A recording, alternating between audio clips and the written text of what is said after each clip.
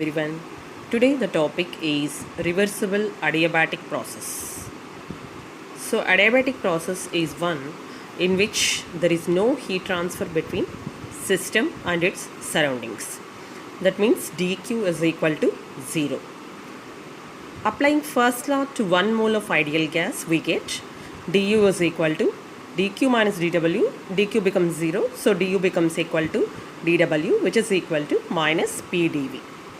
So we replace dw is equal to, so du is equal to cv dt, which is equal to minus pdv. Then cv dt is equal to minus rt by v dv. So here we take this dt by t, and which is equal to minus r by cv dv by v.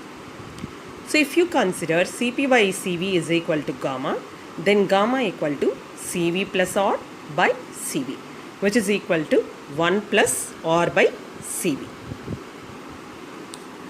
Then r by cv is equal to gamma minus 1. So then dt by tv is equal to minus gamma minus 1 dv by v. So integrating this equation, we get ln t2 by t1 is equal to minus of gamma minus 1 ln v2 by v1. So writing this in simplified form, T2 by T1 is equal to V1 by V2 to the power of gamma minus 1. So this equation relates temperature and volume for mechanically reversible adiabatic process. And again we know P1 V1 by T1 is equal to P2 V2 by T2. So V1 by V2 is equal to P2 T1 by P1 T2. Substituting this in the above equation, we get T2 by T1 is equal to P2 T1 by P1 T2 to the power of gamma minus 1. So here we can replace the T2 by T1. So T2 by T1 to the power of 1, and we get from that side T2 by T1 whole to the power of gamma minus 1, which is equal to P2 by P1 to the power of gamma minus 1. So T2 by T1 to the power of gamma, which is equal to P2 by P1 to the power of gamma minus 1. So now we get T2 by T1 becomes equal to P2 by P1 to the power of gamma minus 1 by gamma. So this is the relation between temperature and pressure. So now comparing the above two equations, V1 by V2 to the power of gamma minus 1 is equal to P2 by P1 to the power of gamma minus 1 by gamma. So now from these two equations we get P1 V1 power gamma is equal to P2 V2 power gamma, which is equal to PV power gamma, which is a constant.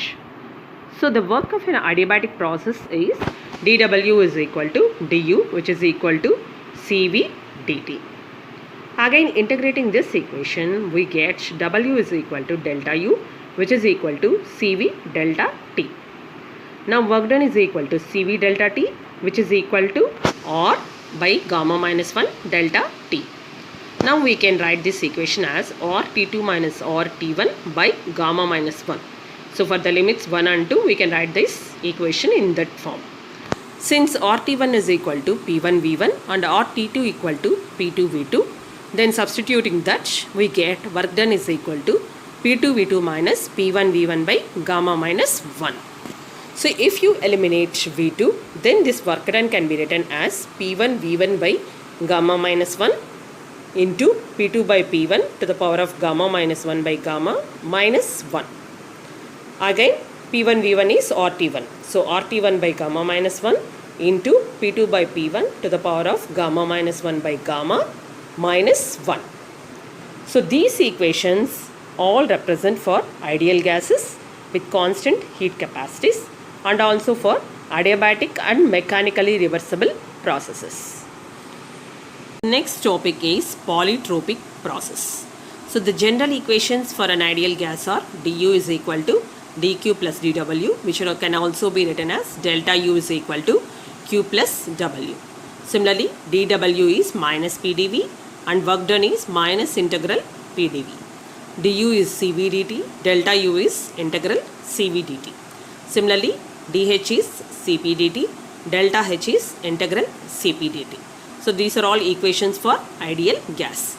So the polytropic process is defined as one process in which the relation is given by PV power delta is equal to K, where K is constant for any given process. So the equations are rewritten as work done is equal to RT1 by delta minus 1 into P2 by P1 power delta minus 1 by delta minus 1.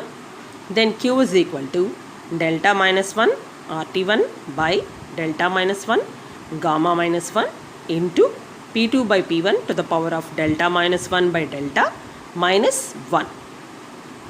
So these are all equations by substituting PV power delta equal to K in the above equation.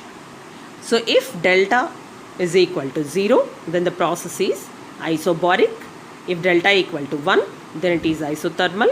If delta equal to gamma, it is adiabatic. And delta equal to infinity, it is isochoric. So here isobaric means constant pressure, isothermal means constant temperature, adiabatic means its heat is 0, and isochoric means constant volume process. So these equations are applicable for reversible and irreversible flow process as well as non-flow processes.